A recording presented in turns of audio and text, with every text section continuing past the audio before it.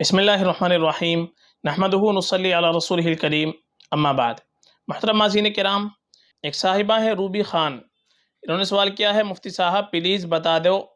ازمیہ نیم رکھ سکتے ہیں یا نہیں، اس کے کیا معنی ہیں؟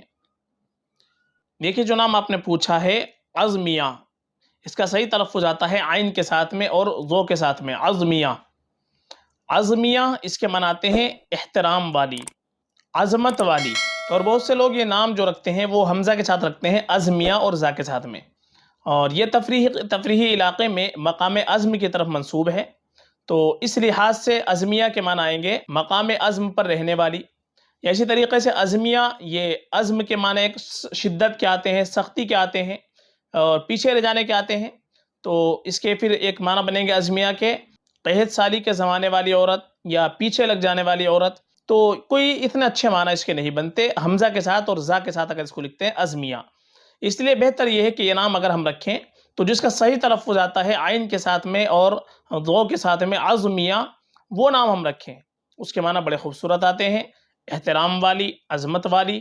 تو اس اعتبار سے، اس تلفظ کے اعتبار سے یہ ہم نام رکھ سکتے ہیں۔ ازمیہ نام بہت اچھا ہے، ازمیہ کے معنی زیادہ بہتر نہیں بنتے، اس لیے حمزہ کے ساتھ جو عام طور پر رکھا جاتا ہے، گوگل پر آپ کو یہ نام جو ملے گا وہ حمزہ کے ساتھ ہی ملے گا ازمیہ،